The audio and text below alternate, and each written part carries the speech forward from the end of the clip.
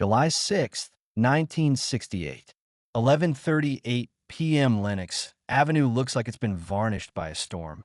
Streetlights bleed into puddles, and neon signs are smeared across wet asphalt like lipstick on a glass. A black Cadillac sits at the curb, headlights off. The wipers work in slow, disciplined arcs, the way a man cleans a knife he hopes he won't have to use. Inside the back seat, the air is heavy and expensive. Leather, high-proof cologne, and a cigar that costs more than a week's groceries. Bumpy Johnson sits on the right. Shoulders squared, suit crisp. He's a king trying not to show the wobble in his crown. Across from him, Nicky Barnes leans forward, hungry for the future. He's dressed like he wants the night to remember him. Silk tie, a hard shine on his shoes, and the kind of tailored confidence that comes from momentum, not faith. The driver keeps his eyes fixed on the road. In Harlem, you don't turn around on men who can end your life with a single nod. Everybody wants a picture now, Bumpy says, his voice a low gravel. In my day, men wanted a corner. Now, they want a headline. Nicky smiles, already seeing his name in ink. You didn't get your corners by being invisible, Bumpy. Bumpy's gaze sharpens, cutting through the cigar smoke. I got them by making sure nobody could prove I had them. You're making noise, Nicky. Too much. When the feds come, they don't grab the smartest. They grab the loudest. Nicky doesn't flinch. To him, a warning feels like disrespect. Let him come, he sneers. I'm building something bigger than a street corner. Bumpy nods slowly, like he's heard men call a coffin a house before. The Bureau loves a story, Nicky. They love a face they can sell to America like a cigarette brand. I built this castle out of shadows. You're trying to set it on fire just so everyone can see how pretty you look standing in the flames. Bumpy leans in closer, his voice dropping to a whisper that sounds louder than a gunshot. You'll burn first. Stop chasing cameras. Stop making yourself a landmark. Or you're going to wake up one morning and realize the city you thought you owned has been taking notes on you the whole time. Nicky sits back, the leather creaking like a closing door. I'll survive, and when I'm king, they'll remember I wasn't afraid to be seen. Bumpy looks at him with a flash of pity. They'll remember you, Nicky. That's the problem. You don't get to choose what your legend costs. You only get to choose who pays. July 7th, 1968. 1:52 a.m. Wells Restaurant smells like coffee, fried onions, and the kind of tiredness that settles in a bone. The booths hold working men with crushed hats, women with coats draped like armor, and a few faces that don't belong anywhere except where money moves in quiet lines. Bumpy Johnson sits alone in a booth that feels reserved even when it's empty, stirring sugar into coffee he doesn't need sweetened. Hands steady, chest doing that subtle misfire he's been pretending isn't happening. The city has been squeezing him for years. Paperwork pressure, whispers, indictments circling like sharks that don't need to rush because time is their weapon, and Bumpy has survived by being a shadow with good posture. A waitress drops a plate down and calls him Mr. Johnson. Like respect is a habit you don't break. He nods, polite, but his eyes drift past the room, past the counter, past the door, back to the Cadillac and the rain and a young man who thinks loudness is armor. Bumpy lifts the cup. The rim touches his lips. The coffee is hot, bitter, honest. Then something changes, not like a gunshot, not like a scream, more like a light going out in a room you didn't know was lit. His left hand flattens on the table, as if the wood can keep him here. His right hand rises toward his chest, slow, almost courteous, like he's asking permission to be in pain. The waitress sees his face lose color and moves before her mouth catches up. Mr. Johnson, she says. Bumpy tries to answer, lips parting, but the words don't make it out. They get stuck somewhere behind pride and breath. Forks clink, a chair scrapes, and the room tilts into that strange hush where everyone understands something important is happening, but nobody wants to be the first to admit it. Bumpy folds forward, controlled, almost neat, like a man choosing sleep instead of collapse. No dramatic last speech, no cinematic confession, just gravity collecting what it's owed. An ambulance comes. Harlem Hospital takes him, and the night keeps moving because the city never pauses for anyone, not even kings. Bumpy Johnson dies that night, and Harlem feels the air change, like someone opened a door to a colder room. The old rules don't disappear instantly. They just stop being enforced, which is worse, because now everyone starts testing the edges. Somewhere in another car, in another suit, a younger man feels the space where Bumpy used to stand and decides it looks like a throne. July 12th, 1968. Woodlawn Cemetery in the Bronx sits under summer heat like it's holding a secret. Rows of stones baking in the sun, trees standing still as if they're listening. Cars line up like a procession of private debts. Black sedans, dark suits, hats angled low, faces built to show nothing. Bumpy's coffin rests like a closed book no one gets to read out loud. And the crowd around it is not just mourning, it's recalculating. Some men loved him because he kept order. Some hated him because order meant they couldn't eat. Some respected him because he understood a truth Harlem never forgets. Chaos is expensive. Nicky Barnes arrives late on purpose, stepping out of his car with the calm of a man who wants everyone to feel the shift. He doesn't dress louder than the funeral. He's not stupid, but he dresses sharper than the room, and sharpness is its own kind of volume. Heads turn. A few old faces don't nod. They just look at him as if measuring a suit on a body they don't trust. Near the grave, an older man stands with his hands folded like prayer, hat brim throwing a shadow over his eyes. Nicky steps beside him and keeps his voice low, respectful enough to be believable. "Bumpy ever talk about me?" Nicky asks. The older man doesn't look up right away.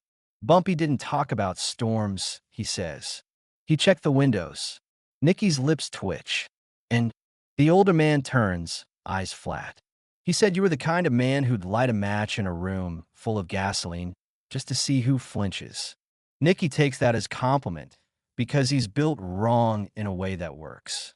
The preacher speaks, words floating over the crowd and landing nowhere, because everyone here is listening to something else. The sound of power changing hands. Dirt waits. The coffin lowers. A woman somewhere sobs too hard, and a man hushes her not out of cruelty, but out of instinct. Keep it contained, keep it quiet, keep the attention elsewhere. Then a man Nicky doesn't recognize steps close enough to whisper without being overheard. His suit plain, his tone polite, like a bank teller offering condolences. "Sorry for your loss," the man says. Nicky's eyes narrow. Strangers don't get that close without permission. The man smiles faintly. "We all lost something today," he adds. "Some of us lost a friend. Some of us lost a lid." Then the man slips away into the crowd, swallowed by suits and heat, leaving Nicky with a cold fingertip pressed to the back of his neck. That wasn't a gangster line. That was a federal line. Nicky doesn't turn to scan. Scanning looks like fear, and fear makes you small. He stands still, watching the dirt cover the coffin, hearing Bumpy's voice in his head like smoke you can't cough out. They grab the loudest. Nicky leaves with his head high, but when his car pulls away, he checks the rearview mirror once and sees a plain coat, plain face, eyes that don't blink, not a myth, not a rumor, an inventory being taken. Harlem changes clothes, but not appetite. The old hustles don't vanish. They get absorbed into bigger money, colder money, money that doesn't jingle. It stacks. Nicky Barnes doesn't just rise. He organizes, and that's the difference between a man who survives and a man who becomes a problem. He builds layers between himself and the street the way a smart man builds locks. Runners, lieutenants, bookkeepers, drivers, the kind of people who don't look dangerous until you realize they know everything. He recruits with inevitability instead of threats. "Don't be brave," he tells a young courier in a basement office that smells like damp paper and cheap ink. "Brave gets you buried. Smart gets you paid." He studies his enemies like a student studies finals. Who drinks too much? Who cheats? Who owes? Who prays? who pretends his wife doesn't know, who thinks his mistress won't talk. He collects weaknesses the way some men collect watches, quietly, with taste, always ready to show the right one at the right time. Then comes the room with the heavy door and no windows, the backroom meeting where voices drop and the air thickens, where men call it business so they can sleep at night. A rival crew has been cutting into his lane, not with open violence, but with disrespect. Product disappearing, stash apartments disturbed, messages sent in the language of inconvenience. Nicky calls a sit down, a table scarred by private conversations, and he arrives calm, which is the scariest thing. "You're cutting into my lane," he says to a rival with a grin that doesn't reach his eyes. The rival shrugs. "Your lane don't got your name on it." Nicky nods slowly, like he's considering a polite suggestion, then slides a folder across the table. "No flirtish. Just paper," which is always how the system kills you. The rival doesn't open it at first. Pride is a hard drug. Nicky taps the folder once. "Open it," he says. The rival opens it, and the room changes. Inside are photocopies, bank slips, a lease, a photograph of a woman holding a child outside a building that doesn't look like Harlem. The rival's face tightens. Not fear exactly. More like the sudden understanding that his private life has been entered like an unlocked apartment. Nicky leans in, voice soft. "You're not a street guy," he says. "You're a family guy pretending." The rival swallows and looks around for support, but the table offers none because every man here is thinking the same thing. If he has that on him, what does he have on me? "What do you want?" the rival finally asks, the words tasting like defeat. Nicky sits back, relaxed, like a man ordering dessert. "I want you to remember," he says. "Nobody takes from me and keeps their life tidy." The rival nods once, tight, and the conflict ends without a shot, which is exactly the kind of victory that makes Nicky feel untouchable. That's the moment he stops believing Bumpy's warning was prophecy and starts believing it was jealousy. Outside, though, the Second War is already building. The Federal War, patient, funded, polite, and relentless, the kind of war that doesn't need to win tonight because it plans to win forever. June 5th, 1977. The New York Times Magazine hits doorsteps like a well-dressed bomb. And there he is, Nicky Barnes, styled and posed, looking like the camera owes him money. The headline gives him a nickname that sounds like a dare, Mr. Untouchable. And Harlem passes the magazine around like contraband, half admiration, half disbelief, because seeing a man like that on glossy paper feels like watching the street break into a bank and leave a receipt. In law enforcement offices, that cover lands on desks like an insult, a bright target taped to a wall. Nicky loves it the way a gambler loves a hot streak. He doesn't say it out loud, but his walk says it, his smile says it, his choices say it. He starts showing up places he used to avoid. He tips heavy. He laughs a little louder. He lets people take mental photographs. The city's flashbulbs become part of his oxygen.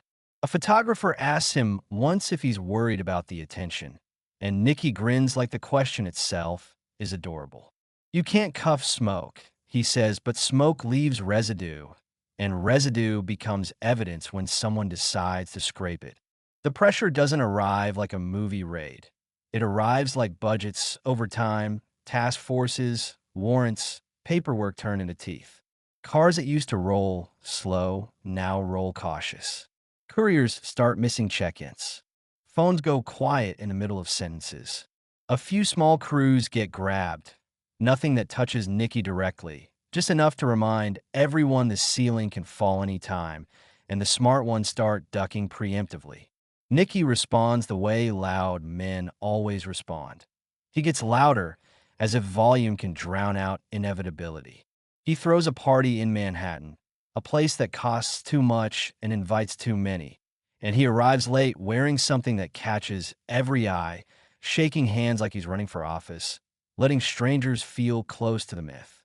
At 1:14 a.m., he steps outside for air and sees a man across the street pretending to look for a taxi. Coat plain, face plain, eyes steady. Nicky pauses, then lifts his chin slightly. "Yes, it's me, because he thinks dominance is staring back at the hunter. The man doesn't move. He simply watches, like a clerk confirming a name on a form. That's when Nicky feels something colder than fear, being known. The next part comes fast and slow at the same time, like drowning. One day, he's a roomer with a schedule. The next, he's a defendant with a number, wrist cuffed, cameras flashing, nickname following him into the courthouse like a joke nobody laughs at anymore. The system doesn't need to prove everything. It only needs to prove enough. And enough is a word that can bury you alive. January 19th, 1978, the sentence lands like a locked door. Life in prison without parole. And Nicky holds his face still, trying to look like a man who expected this, trying to keep the crown on even as the room strips it off in front of him. Prison doesn't care about your legend. It cares about counts, doors, lights time. Days get chopped into pieces. Nights get loud with other men's regrets. And the thing Nicky misses most isn't silk or cars. It's obedience, the invisible gravity that used to pull people in a line when he entered a room. At first, he tells himself his machine will keep running without him, because that's what kings have to believe to keep from panicking in a cage. Then the messages start arriving like slow poison. Money bleeding out, people freelancing, lieutenants arguing, lawyers suddenly less motivated, voices on the phone shorter, his name less magical. He hears about a betrayal that isn't even business, just disrespect. One of his own stepping into his personal territory, and that stings more than bars because bars are honest. He sits on his bunk one night, staring at a wall covered in nothing, and finally hears Bumpy's prophecy again. But this time he hears the part that wasn't spoken. Once you're grabbed, everyone discovers how convenient it is to forget you. That's the real death, the quiet one. Nicky doesn't become moral. He becomes strategic. He goes to the government not with tears, not with apologies, but with leverage, with names, with structures, with a blueprint of the empire he built.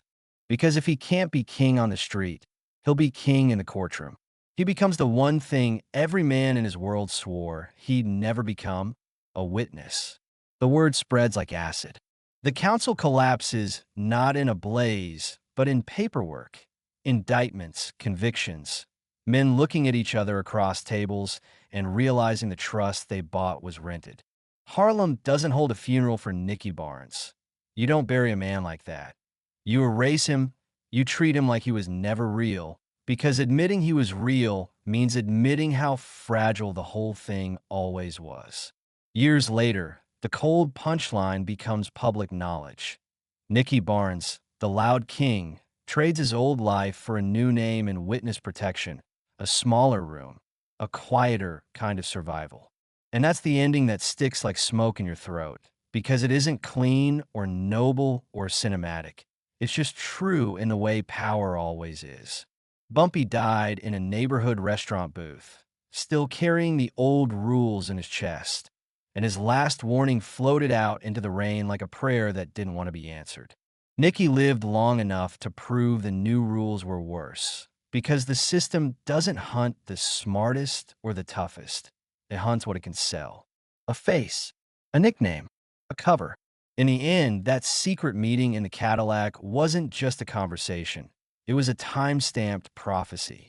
Bumpy built a castle out of shadows and survived as long as a man can survive in that kind of weather. Nicky tried to set the castle on fire so the whole world could see him standing on top. And for a while, the world did see him. Then it pointed. Then it took him. And if you listen closely, under the rain and the city noise and the myth, you can still hear the old king's verdict, soft as smoke and just as hard to escape. You could be powerful or you could be famous, but when you try to be both, somebody else starts taking notes.